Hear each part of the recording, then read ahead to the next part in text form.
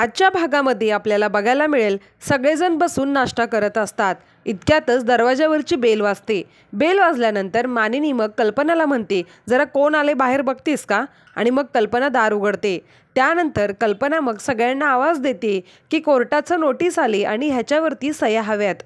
तर कोर्टाची नोटीस आले आणि याच्यावरती सही हवी असं म्हटल्यानंतर आतले सगळेजण खूपच शॉक होतात। तर पार्थ, नंदिनी आणि जीवा मात्र खूप घाबरलेले असतात। जीवा आणि पार्थ पटकन उठून उभे राहतात।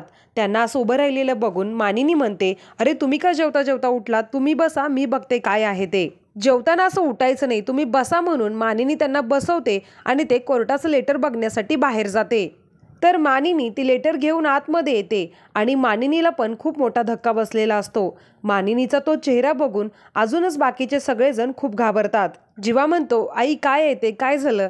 तेव्हा मानिनी म्हणते, तुम्ही ह्यांना आधी फोन करा बरं, ह्यांना आधी फोन करा बरं। म्हटल्यानंतर पार्थ म्हणतो, आई काय झालंय, काय येते? त्यावर मग मानिनी म्हणते, अरे आपण केस जिंकलोय। आणि अरे आपण केस जिंकलोय असं मानिनी म्हणते तेव्हा मात्र कोणाला काहीच कळत नाही। जीवा म्हणतो, आई तू कुठल्या केसबद्दल बोलतीयस? आणि मानिनी काय सांगणार इतक्यात वसुंधरा म्हणते, अगं तू शाहूवाडीच्या केसबद्दल बोलतीयस का? त्यावर मानिनी म्हणते, हो अगदी बरोबर, आपण शाहूवाडीची केस जिंकलोय।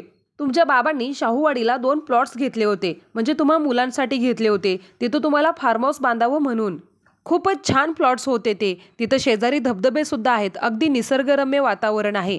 परंतु बाजूच्याच एका रिसॉर्टच्या मालकाने त्याच्यावर ताबा घेतला होता। खरं तर तुमच्या बाबांना ह्याच्याबद्दल खूप वाईट वाटलं होतं, खूप नाराज असायचे ते, परंतु आता आपण ती केस जिंकलोय आणि आपले प्लॉट्स आपल्याला मिळाले। इतकंच नाही तर तो माणूस आपल्याला नुकसान भरपाई म्हणून 25 लाख रुपये देणार आहे, ते सुद्धा लिहिलं याच्यामध्ये। आणि मग आपले प्लॉट्स आपल्याला मिळाले ही बातमी ऐकून सगळ्यांनाच खूप आनंद होतो। पार्थ म्हणतो, हो मलाही माहिती आहे या केसबद्दल, बाबा एकदा बोलले होते मला। मानिनी पण खूपच खुश असते। मानिनी म्हणते, बघा सत्यनारायणची पूजा घातल्यापासून आपल्याला कशा आनंदाच्या बातम्या मिळत आहेत, ही तर खूप मोठी आनंदाची बातमी मिळाली आपल्याला, म्हणजे गुरुजी उगाचच आपल्याला काहीही सांगत नाहीत। त्यानंतर मग वसुंधरा मुद्दामच टोचून बोलते की तू ह्या आनंदाच्या बातमीबद्दल बोलतेस का? मला वाटलं की दुसरी आणखी एखादी बातमी असेल। तेव्हा मानिनी म्हणते, म्हणजे काय म्हणायचंय तुम्हाला? त्यावर वसुंधरा म्हणते, अगं नाही मी असंच बोलले, तू जा पटकन विक्रांतला ही बातमी देऊ नये, तो खूपच खुश होईल।